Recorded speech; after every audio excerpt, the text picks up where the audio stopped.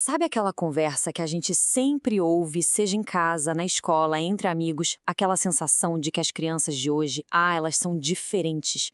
Parece que é um sentimento geral, né? De que elas não são mais como as da nossa geração. Bom, hoje a gente vai mergulhar numa perspectiva bem interessante do pastor Ailton Santana, que talvez mude um pouco o jeito que a gente olha para esse desafio.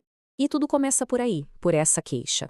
Um sentimento que parece que une pais, mães, avós, educadores.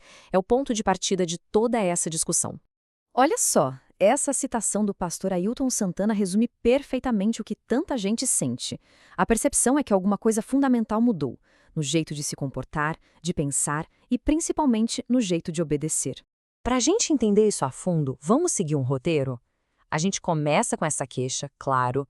Depois, vamos explorar a primeira resposta que sempre surge: culpar a lei. Em seguida, a gente vai dar uma virada de chave, uma grande mudança de foco. Vamos falar sobre a teoria do espelho, ver um exemplo super prático com a Super Nene e, no final, descobrir onde a verdadeira mudança pode de fato começar.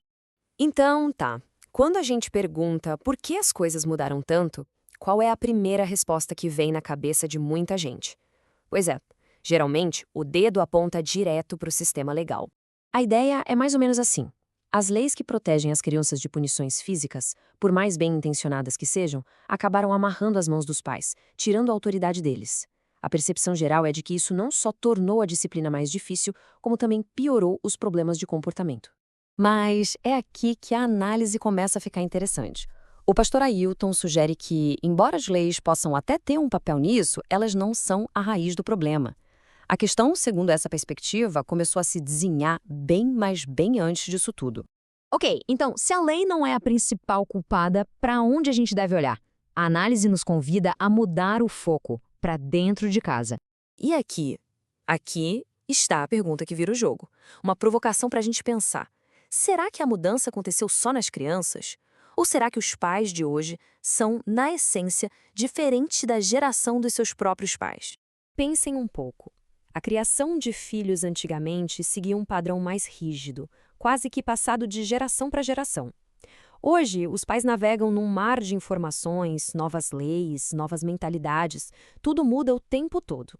A grande questão é que os próprios pais mudaram suas ideias, suas posturas, e isso, claro, transforma o jeito que eles criam os filhos. E isso nos leva à metáfora principal para entender essa história toda. Uma ideia muito poderosa que muda a perspectiva, a de que os nossos filhos são, em essência, um espelho. A essência da teoria do reflexo é muito forte. Em vez da gente focar só no comportamento da criança, como se fosse algo isolado, a gente deveria enxergar esse comportamento como um espelho. Um espelho que reflete com uma precisão impressionante a cultura, a dinâmica, tudo o que acontece dentro de casa. E o que esse espelho mostra, afinal? Ele reflete tudo: a conduta dos pais, o caráter, a postura, a cultura da família e, talvez o mais importante, ele reflete até o que os pais deixam de fazer, sabe? As suas omissões. E para essa teoria não parecer só uma coisa abstrata, vamos pegar um exemplo prático que, nossa, quase todo mundo conhece e que, surpreendentemente, ilustra essa ideia à perfeição. Pensem no método da Super Nanny. Ela não chegava tratando as crianças, certo? O primeiro passo era sempre conversar com os pais, ajustar as atitudes e os métodos deles. E o mais impressionante, em questão de tipo 2 semanas com os pais orientados, o comportamento dos filhos se transformava radicalmente. É a prova de que a mudança dos pais é o que realmente aciona a mudança nos filhos. É isso mesmo, 2 semanas. Era o tempo que levava para a mudança nos pais se refletir direto no comportamento dos filhos. É uma coisa impressionante de se pensar, né? Então, se a gente junta todas essas peças, a conclusão fica quase inevitável. Se o problema na raiz não é a lei, e se as crianças são um reflexo do lar, a pergunta final é: onde é que a mudança precisa, de verdade, começar?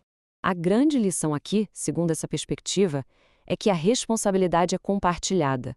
A desobediência de uma criança, que muitas vezes a gente vê como um ato de pura rebeldia, pode, na verdade, estar só espelhando as falhas, as inconsistências ou as omissões dos próprios pais. E a gente termina com essa pergunta para todo mundo refletir. Se uma criança é o espelho do lar e a gente não gosta da imagem que está vendo nesse espelho, culpar o espelho não adianta nada. A questão que fica é, para mudar o reflexo, para onde é que o nosso olhar deve se voltar primeiro?